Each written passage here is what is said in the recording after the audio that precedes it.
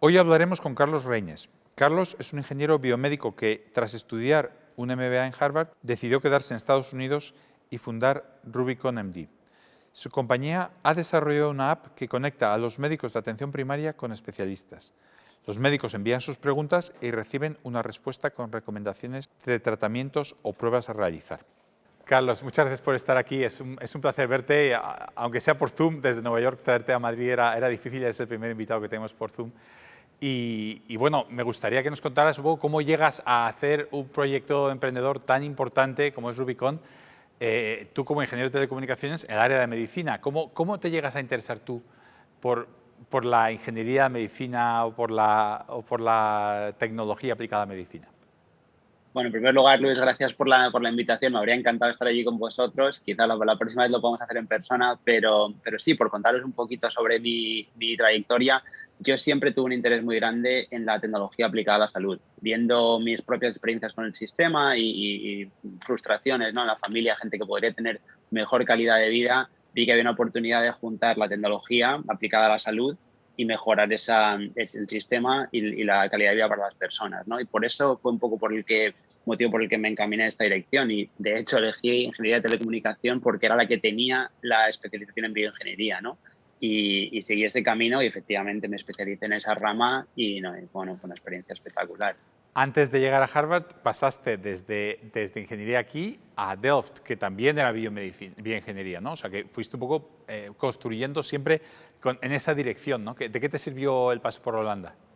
Efectivamente. Bueno, me llamó la atención el tema de hacer un curso fuera, pues porque era un modelo distinto, ¿no? Estudiar un año en inglés, un modelo distinto al de la Politécnica de Madrid, que es donde había estudiado yo hasta el momento. Y cuando miré las opciones que había, la Universidad de Delft en Holanda tenía un programa de bioingeniería muy potente. Y la verdad que fue una elección magnífica porque tuve la oportunidad de hacer proyectos en hospitales académicos, en los que a lo mejor estábamos innovando con un simulador de cateterismo con el que los cirujanos podían entrenarse antes de una cirugía o mirando implantes cocleares para gente que tiene pérdida auditiva. Y la verdad que aprendí muchísimo y de hecho me aumentó, si quieres, el interés por la tecnología aplicada a la salud y eso fue lo que me llevó a buscar una oportunidad en Estados Unidos trabajando en Siemens Medicina, precisamente en historial médico electrónico. Pero fuiste y trabajaste en Siemens Medicina, pero luego te volviste a Telefónica Corporativo, ¿no? Ahí hiciste un pequeño desvío. Sí, bueno, volví a España porque tenía el proyecto de fin de carrera sin terminar y, bueno, quería terminarlo y terminar la carrera y al volver a España mi interés seguía siendo trabajar en tecnología aplicada a la salud, pero había menos posibilidades de lo que había visto pues, en Holanda o en Estados Unidos, lamentablemente. Y ahí tuve la suerte de que encontré con la persona adecuada, el área adecuada y entré al corporativo de Telefónica, basado en Madrid, pero trabajando a nivel global con el área de tecnología de todos los países y fue una experiencia única porque quizá yo era el perfil menos técnico en hora de tecnología y eso me convertía en el interfaz natural con las distintas áreas, ¿no? Si estrategia quería trabajar en la visión de la red a 2020, ¿no? Ahora parece que era que parecía el futuro. O si quería trabajar en control de gestión, revisión de presupuestos o marketing o seguros para hacer un análisis de riesgos de red. Y esto me dio mucha exposición a las distintas áreas de negocio y ese fue un poco el gusanillo de querer hacer el MBA después de haber estado trabajando unos años en Y ahí te Telefónica. vas a hacer el máster en dirección de empresas en Harvard.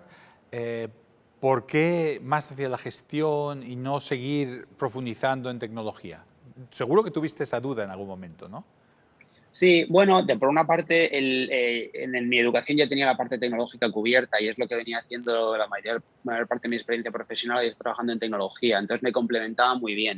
Y en principio la idea no era irme a Estados Unidos, pero bueno, al final surgió, se dio la oportunidad de irme a hacer el MBA a Harvard y claro, llegando allí, estando en Cambridge, hay un montón de innovación. Todos los fines de semana, que si fin de semana de startups, competición, hackathon, y en una vez, en mi primer año del MBA, es cuando conocí a mi socio y decidimos que nos lanzábamos a montar la ¿Cómo empresa. surgió esta idea concreta? O sea, una cosa es, oye, hay una empresa, una idea en medicina y tal.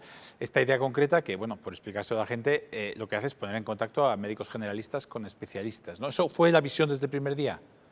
Fue la visión desde el primer día, efectivamente, en este evento, precisamente un evento en MIT, Hacking Medicine en MIT, que era como una competición de un fin de semana, el que es ahora mi socio, Gil, estaba contando la idea Para él la inspiración, igual que para mí, viene de experiencias familiares en el que, bueno, su abuela tuvo que viajar después de una operación en un tumor cerebral y un poco esa visión de tiene que haber una forma más eficiente de gestionar el sistema. ¿Y cómo se puede hacer? Apoyando a medicina de atención primaria. Esto es algo que es realmente sorprendente. En cualquier país del mundo donde hay un fundamento de atención primaria sólida, hay muchas mejores métricas de población general. Mayor esperanza de vida, menor prevalencia de enfermedades crónicas, menor mortalidad infantil, pero hay muy poquita gente haciendo innovación de cara al médico y casi nadie haciendo innovación de cara al médico general, al médico de familia. Entonces dijimos, ¿qué pasa si lanzamos una plataforma para realmente apoyar al médico de familia y permitirle que en cualquier momento del día y para cualquier paciente pueda lanzar una consulta y le damos una respuesta de uno de los mejores especialistas de Estados Unidos, para que esto le permita tomar una decisión más informada sobre diagnóstico, plan de tratamiento y próximos pasos con su paciente? A priori, sinceramente, la idea parece extremadamente ambiciosa. O sea, yo pensaría, madre mía, esto no hay quien lo haga, porque el mercado médico americano pues, es extremadamente regulado, con problemas de responsabilidad civil brutales, o sea, tiene mucha complejidad, ¿no? En aquel momento, ¿erais conscientes de dónde os estabais metiendo? No éramos conscientes. Y tal vez ese sea el éxito, ¿no? Tienes que, cuando estás emprendiendo, yo creo que tiene que haber un puntito de inconsciencia y de irracionalidad para lanzarse. Eh, lo curioso es que la idea en concepto es muy sencilla, ¿no? Es algo facilísimo de explicar y cada vez que lo cuento dices, tiene sentido, eso no existe todavía. En ejecución es muy complejo. Como dices tú, Luis, es un sistema hiperfragmentado. El sistema de salud americano es gigantesco, con lo cual es muy atractivo, es que es casi el 20% del Producto Interior Bruto, lo cual es, comparado con el resto de países de la OCDE, es casi el doble, eh, pero a la vez está muy fragmentado. Y entonces una vez entras a trabajar, tienes que entender muy bien el vertical o el segmento en el que te enfocas y además cumplir con todos los requisitos regulatorios, ya sea privacidad de la información, responsabilidad médico-legal, en fin, la regulación que hay entre distintos estados, porque tampoco es la misma para todo el país. Y eso, como una empresa de tecnología, es difícil, porque al final nosotros somos ambos. Somos una startup de tecnología que tenemos que crecer rápido, desarrollar producto y ser muy ágiles, y a la vez somos una empresa trabajando en un sector sanitario que es regulado, toma pocos riesgos, se mueve muy despacio. Uf, parece un gran reto. Y eso empezando en el verano del primer año del MBA, porque los MBA son 2 años, vosotros lanzasteis ya directamente en el primer verano. ¿Cómo empezasteis? Pues sí, cuando conocí a mi socio era como a mitad del curso, en el primer año, era en marzo de 2013. Y esa es la época en la que todo el mundo está haciendo entrevistas para irse a hacer las prácticas en verano, generalmente con una consultora o un banco de inversión o una empresa de tecnología grande. Y bueno, ahí conocí a mi socio en ese evento que he contado y empezamos un poco a jugar con la idea. Y hay un momento en el que dije, mira, yo tengo la experiencia en empresa grande, ya la tengo, ¿por qué no lanzarse al opuesto? ¿No? En el peor de los casos voy a aprender un montón.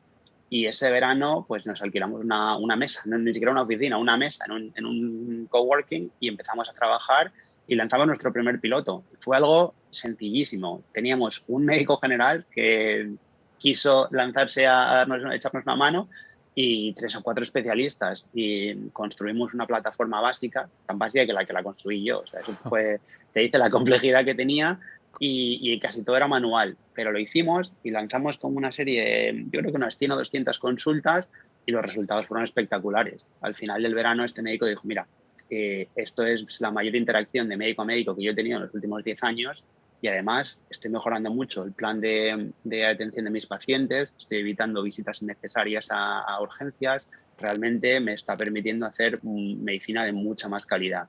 Y ahí fue cuando dijimos, bueno, parece que esto funciona, ¿por qué no levantamos un poquito de capital y empezamos a escalar el modelo? ¿Cómo era ya el modelo de negocio? Supongo que empieza ya a diseñarse. ¿Cómo se hace que el especialista quiera contribuir su conocimiento y que no tenga miedo a la litigación, etcétera? ¿Cómo diseñas esa interacción para que no tengas una responsabilidad civil enorme? ¿Cómo funciona esa interacción? Ese elemento atómico, el núcleo del asunto, ¿no? Sí, eso era súper importante, ¿no? Hay mucha gente que dice que el secreto de nuestro modelo es el panel de especialistas y desde el primer día lo hemos cuidado con mucho cariño. No solo reclutamos de las mejores universidades y hospitales académicos de Estados Unidos, sino que cada uno tiene un proceso de entrevista riguroso y controlamos la calidad. Para que eso funcione era fundamental protegerlos. Y protegerles significaba hacer un modelo donde ellos no tuviesen responsabilidad médica. Porque sería muy injusto, ¿no? Decir, mira, este especialista nunca ha visto al paciente, ni siquiera tiene toda la información, está dependiendo de la información que recibe del general, tanto para dar su opinión como para implementar las recomendaciones. Entonces decidimos mantenerlo en un nivel educativo. Es decir, esto es el especialista educando, enseñando al médico de atención primaria sobre una condición o un área de especialidad para que el propio médico de atención primaria tenga posibilidad de tomar una decisión más informada.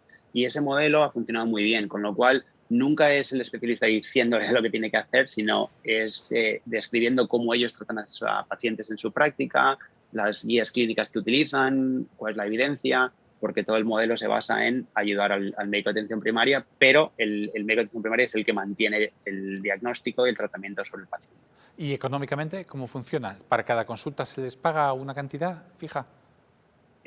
Sí, nosotros normalmente cobramos el servicio a la clínica de atención primaria, a veces ellos directamente, si es un modelo de salud capitativo, que quiere decir que la clínica asume el riesgo financiero por el coste de salud, es un modelo que está creciendo mucho en Estados Unidos. Si no, pues contratamos con la compañía de seguros o con la empresa.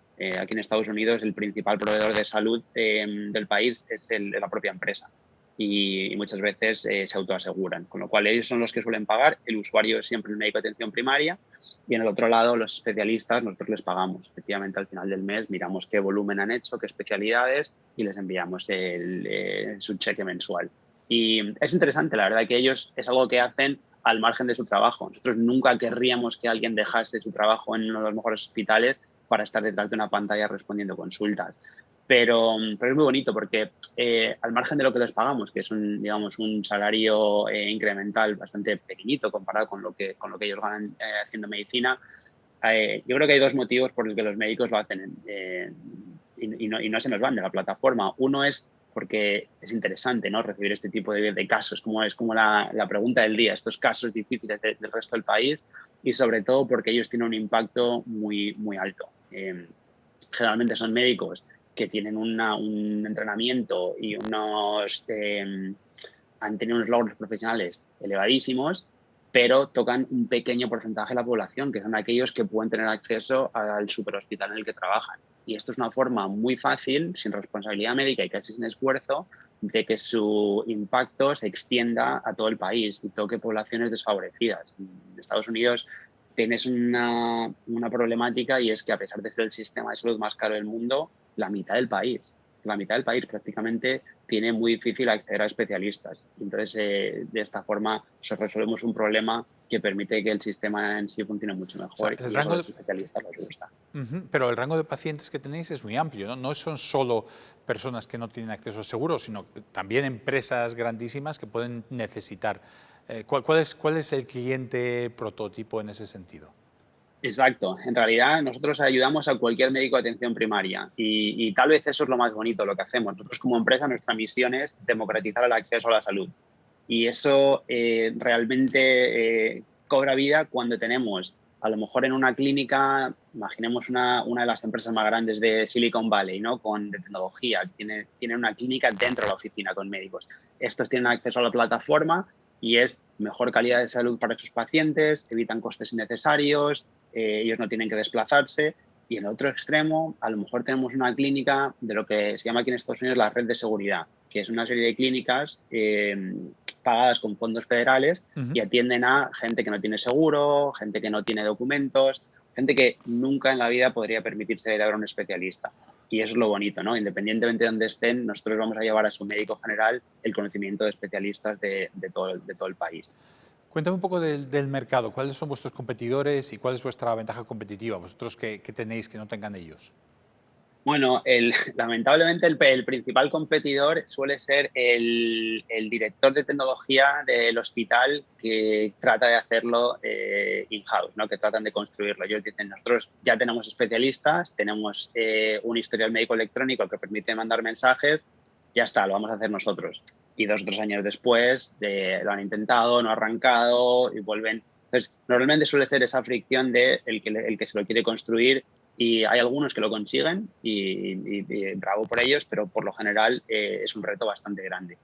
Y nuestra ventaja competitiva, Luis, en realidad es arrancamos a hacer esto cuando era un concepto que casi ni existía. O sea, fuimos los primeros y es difícil. Ser el primero en un sector es muy, muy complicado. Pero ahora que tenemos un panel de especialistas que lleva más de 6 años haciendo consultas. Y además podemos ser muy eficientes en la asignación de consultas. ¿Por qué? Porque tenemos tantos datos que podemos optimizar en base a sus patrones diarios. Nosotros sabemos cuándo van a estar disponibles y cuándo no. Entonces hay que hacerlo muy fácil para ellos de tal forma que el rendimiento de la plataforma sea excelente para el médico de atención primaria. Además de eso, podemos dar, somos la única plataforma que puede dar lo que se llama aquí CME, que son los créditos que los médicos necesitan para mantener activa su certificación como médico. Mientras ellos hacen consultas en la plataforma, van haciendo esas acreditaciones. El tiempo de respuesta, ahora mismo estamos trayendo respuestas en menos de 2 horas de los mejores especialistas del país. Wow. Y en realidad, todos esos pequeños complementos son absolutamente necesarios para tener un sistema que los médicos quieran usar. En cuanto haya un poquito de fricción, el día del médico de atención primaria es complejísimo, muchos pacientes, muchas actividades. Hay que simplificarles la tarea a ellos porque si no va a ser muy difícil que puedan utilizar la plataforma. Y poner en marcha una plataforma así, para empezar, requiere bastante dinero. ¿Cómo conseguisteis la financiación y cómo fuisteis pudiendo invertir para llegar a este nivel de eficiencia y de servicio, ¿no? Sí, realmente paso a paso. Como emprendedores por primera vez no teníamos la posibilidad de levantar mucho capital porque no teníamos esa credibilidad, ¿no? Yo conozco muchos emprendedores en serie que cuando van a lanzar un concepto directamente levantan capital.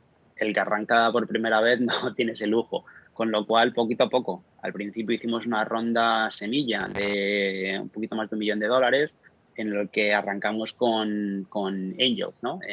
Inversores que casi se sumaban al proyecto porque nos querían apoyar más que por otra cosa. El antiguo CEO de una compañía de seguros que estaba recién jubilado y se convirtió en un mentor nuestro, uno de los primeros ingenieros de Skype, y así fuimos arrancando un poquito hasta que llegamos como en torno a $500,000 y después se unieron una serie de fondos pequeños, metimos a un fondo español también y a partir de ahí ya empezamos a crecer y una vez hicimos esa ronda conseguimos escalar el producto, ganar un poquito más de tracción comercial y cuando ya estamos generando ingresos fuimos a la siguiente. Hicimos una serie A, después una serie B y la última fue nuestra serie C que cerramos en febrero del año pasado, justo un poquito antes de que arrancase la pandemia. Tuvimos mucha suerte y bueno, en total pues hemos hecho casi $40 millones de financiación en estas rondas en los últimos años. Enhorabuena, no está mal. Oye, y aparte de capital, aparte de dinero, te hace falta capital humano. ¿Qué tipo de personas has contratado? ¿Cómo las has encontrado? ¿Cómo habéis ido creando ese equipo? Sí, no, te agradezco la pregunta porque el capital humano es lo más importante y sin ninguna duda es el núcleo de lo que hemos construido. Igual, poco a poco, ¿no? Ahí nosotros, hay muchas veces que el emprendedor tiene esa visión, entonces contrata gente para que ejecute su visión como ellos quieren, de la forma que quieren. Nosotros siempre hemos hecho lo contrario. Hemos buscado gente que es mejor que nosotros, que nos complemente. Como es que si alguien va a venir a liderar una función, tiene que ser el experto en esa función, 20 veces mejor que nosotros. Y le damos la autonomía y la responsabilidad de gestionarla y estamos aquí para ayudar a eliminar barreras y apoyarles. Y creo que esa ha sido la clave del éxito. Es difícil contratar una startup porque no todo el mundo está cómodo en la ambigüedad del día a día, ¿no? Este es un sector volátil, la estrategia cambia muy rápido, hay gente que necesita mucha más certidumbre de la que se tiene una startup. Pero apostando por talento y buscando gente siempre con esa idea de que sean mejores que nosotros y darles realmente el aporte, el soporte, nos ha funcionado muy bien. ¿Cuántos empleados tenéis ahora? Somos como unos 70, la mayor parte de ellos en Estados Unidos. Abrimos una filial en España y tenemos un equipo que está creciendo en España, sobre todo para talento técnico, porque en España la verdad que hay un talento técnico brutal y a lo mejor no hay tantas oportunidades. Entonces nosotros casi desde el principio hemos trabajado con programadores en España y nada que envidiar, la verdad que el talento que tienen es espectacular. Casi la barrera que vemos más es el tema del idioma, ¿no? Si Porque nosotros necesitamos a gente que sea totalmente bilingüe. Pero a nivel técnico, en España somos muy, muy buenos. Y en cuanto al mercado, ¿lo habéis planteado? ¿Se podría hacer esto en España? ¿Cómo? Seguro que lo has pensado.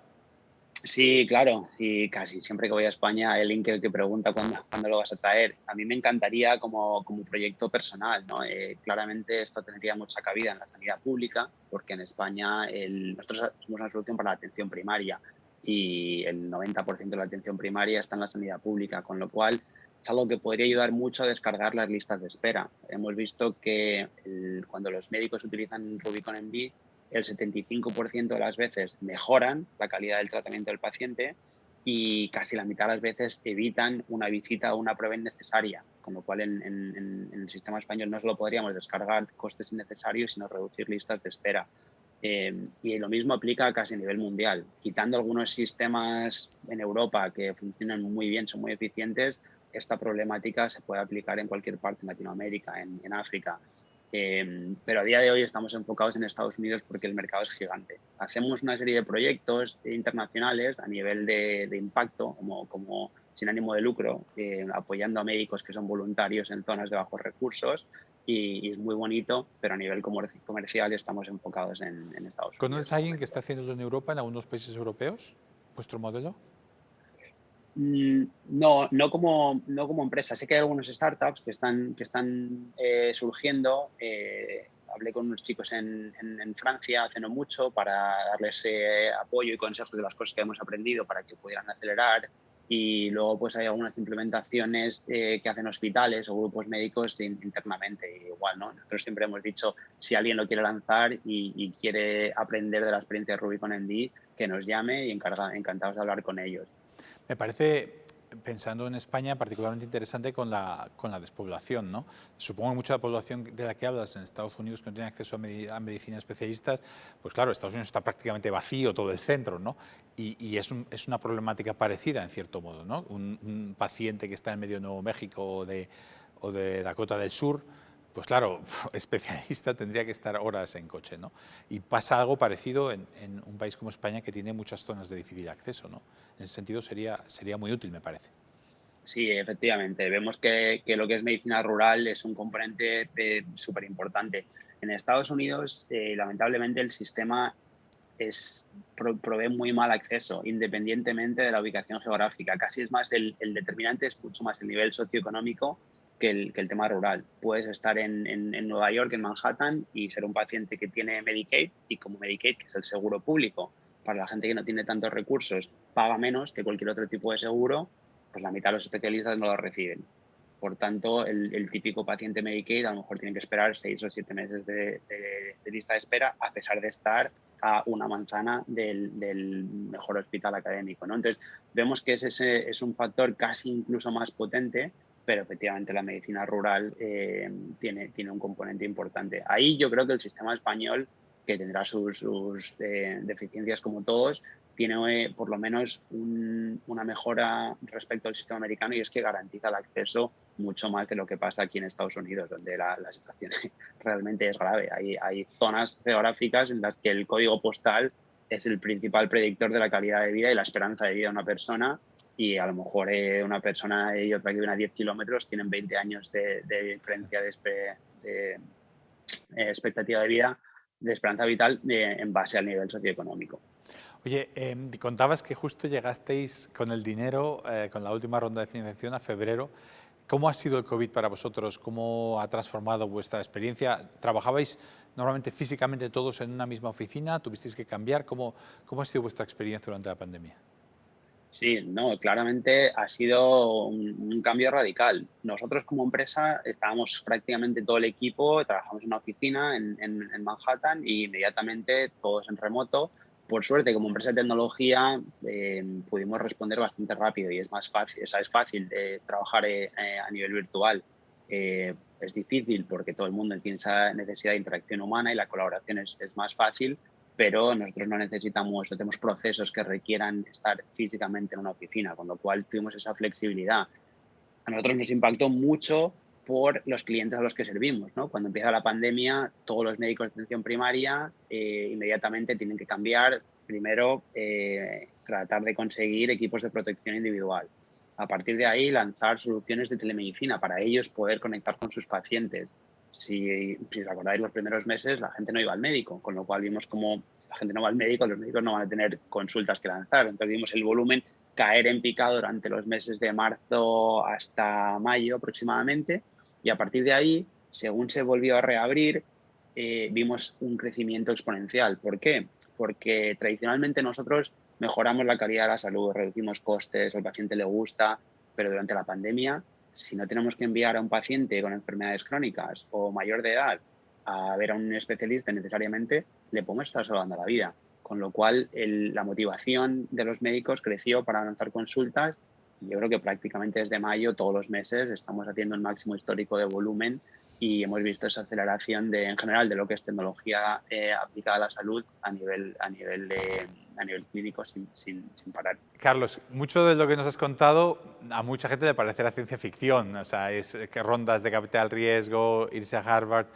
¿Qué, de lo que has aprendido estos años, qué le dirías a una persona que nos esté viendo, que sea joven, que tenga ganas de emprender y que esté en España, a lo mejor no tiene las oportunidades de irse a Boston, etcétera? ¿Cuáles son las lecciones que has extraído y que puedes contar a la gente que tenga ganas de ser emprendedor? Bueno, lo primero que diría es que se lancen, que sí se puede, independientemente de dónde estés y dónde hayas estudiado. Si yo he hecho esto, cualquier persona lo puede hacer, de verdad. Y entiendo esa dificultad de decir, es que el riesgo, yo en España a lo mejor no me habría lanzado, ¿no? Cuando trabajaba en una gran empresa, tenía un puesto fijo, un buen trabajo, estaba contento, y casi fue el irme a hacer el máster un poco lo que me empujó a decir, bueno, tengo un periodo ahora de tiempo de 2 años donde puedo lanzar algo, si funciona bien, y si no, pues volveré a buscar trabajo. Entonces, fue un poco racionalizar el riesgo y decir, ahora es el momento. Pero en realidad, yo todo lo que he hecho aquí lo podría haber hecho desde España, y hay millones de ejemplos. Hay emprendedores españoles que han montado conceptos espectaculares y que los han escalado por todo el mundo, mucho más grandes de lo que hemos hecho nosotros, con lo cual se puede 100%. Yo creo que lo que ha sido clave para mí es creer mucho en la misión de la empresa, ¿no? Para mí era personal construir algo que hiciera que el sistema funcionase mejor. Entonces, esa motivación, puedes tener días buenos, puedes tener días malos, pero cuando yo miro la plataforma y digo, realmente estamos cambiando la vida de las personas, es una motivación intrínseca que es fundamental para emprender. Y una vez te lanzas, talento. O sea, claramente todos mis aprendizajes son cómo traer talento mejor, cómo hacerlo antes, cómo ser más agresivo y traer los mejores perfiles para cada puesto, porque al fin y al cabo la empresa no es nada sin la calidad del equipo humano, ¿no? Entonces, adelante, lánzate, da el paso y enfócate en traer un equipo que puede ser mejor que tú y complementar tus debilidades, y con eso cualquier persona lo puede hacer sin ninguna duda. Y pensando en el país, tenemos ahora una oportunidad enorme con estos fondos Next Generation en los que España va a recibir mucho dinero para invertir en futuro. ¿Cuáles te parece que son las carencias que tú ves, bueno, tratando también con todos los equipos que tienes aquí? ¿Dónde tendría que invertir España ese dinero?